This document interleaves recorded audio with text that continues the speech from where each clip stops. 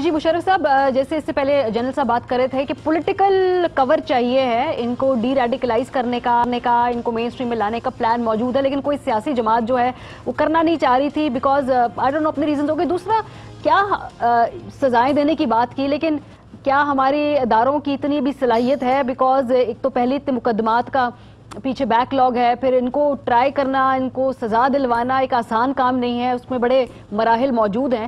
تو یہ کیسے ہوگا اگر کرنا بھی چاہے بالکل نیک نیتی سے ریاست؟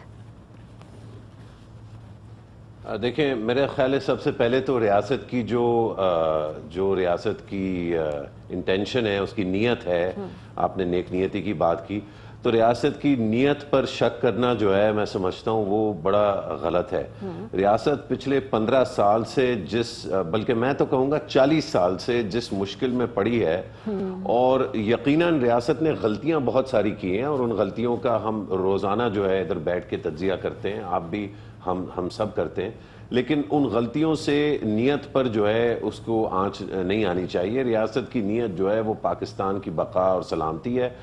میں سمجھتا ہوں اس میں ایک جو نیت میں چیز انفیوز کرنا ضروری ہے وہ لوگوں کی بہتری، لوگوں کے حالات میں بہتری، لوگوں کا اپنے میں جو ہے کانفیڈنس بہتر ہونا، اور اپنی ریاست میں زیادہ ان کا جو ہے پر امید بھی ہونا، اور پرجوش اور مطلب ولولے کے ساتھ وہ ایک اعتماد ہو ان کو اپنے ملک میں اور اپنی ریاست میں، تو یہ نیت میں انفیوز ہونا ضروری ہے۔ لیکن جو چیز اس کو خراب کرتی ہے وہ ہے کیپیسٹی، یعنی کہ آپ ایک طرف تو نیت اچھی ہے، دوسری طرف غلطیاں جو ہے وہ انسان ہوتے ہیں، غلطیاں بھی ہوتی ہیں، کچھ چیزیں اچھی ہوتی ہیں، جس طرح پچھلا ہفتہ جو ہے اس میں غلطیاں کم ہوئیں، اس میں کامیابیاں زیادہ ہوئیں، لیکن ان سب چیزوں کا دار و مدار جو ہے وہ ایکچولی ہوتا ہے کیپیسٹی پہ۔ اور the reason کہ پچھلے ہفتے میں غلطیاں کم ہوئیں is because کیپیسٹی جو 15 سال میں اس ملک کی تیار ہوئی ہے، آپ کی، میری، تجزیہ کاروں کی، صحافیوں کی، میڈیا کی، ہمارے فوجیوں کی، ہمارے سپائز کی، ہمارے ایئر مین کی، پائلٹس کی،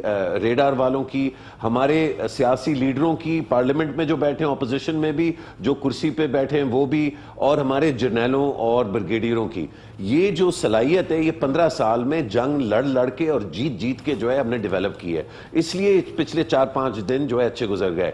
اس کے برعکس اگر آپ دیکھیں کہ یہ جیسے ابھی بات ہو رہی تھی حافظ سعید کی، میں سمجھتا ہوں انڈیویجولوں کا مطلب دیکھیں نا، دنیا میں جو لسٹیں ہیں وہ تو پتہ ہیں، اور وہ لسٹ ہمارے پاس بھی ہے، اور شروع سے ہی ہم نے ان لسٹوں پہ یہ نام بذات خود منسٹری آف انٹیریئر نے اور حکومت پاکستان ڈال چکی ہے، تو ہم اوروں پہ تو ڈال نہیں سکتے، لیکن اوروں پہ اس لیے جو ہے ہمارا ایک انگیجمنٹ ہے ان کے ساتھ کہ ہم ایک مقروض ملک ہیں، اس میں بھی کوئی شرم کی بات نہیں ہے، دیگر ممالک جو ہے وہ قرضے پہ جو ہے ان کا ایک ڈیپینڈنس ہوتی ہے، لیکن اگر ہم بار بار ان اداروں کے پاس جاتے ہیں، ان ممالک کے پاس امداد کے لیے جاتے ہیں، تو جو ان کے ہمارے ساتھ ایشوز ہیں ان کو ہمیں تھوڑی اٹینشن جو ہے وہ پے کرنی ہوگی۔ اچھا، جب وہ ہمیں کچھ کہتے ہیں کرنے کو اور ہم کریں تو یہ بڑا برا لگتا ہے، اور یہ سب سے زیادہ برا باہر تو جیسا بھی لگے، لیکن ہمارے اندر بطور پاکستانی مجھے بطور پاکستانی مجھے برا لگتا ہے کہ دیکھیں نا ہمارا پرائم منسٹر جو ہے باہر سے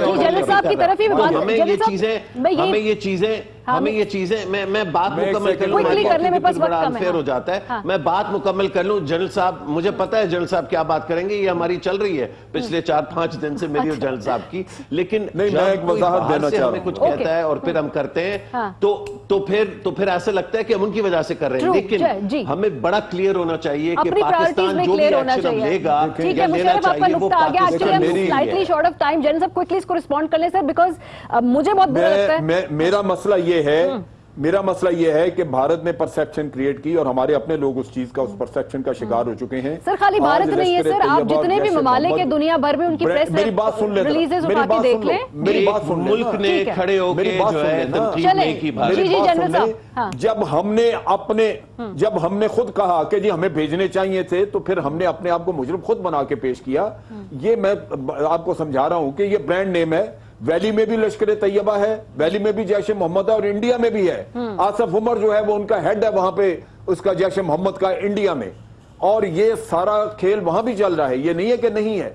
اصل چیز یہ ہے کہ وہاں پہ وہ نہیں کیا سر، ہمارے اوپر آئے گا، ہمارے لوگ انڈیا کو گرے لسٹ نہیں کیا، پاکستان کو میں یہ کہہ رہا ہوں नहीं, मेरी बात सुनो ना।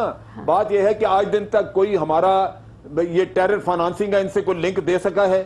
या अगर आप इनको ट्रायल करें तो कानून आपको मांगेगा, इनके लिए शवाहिद कहां से लाएंगे?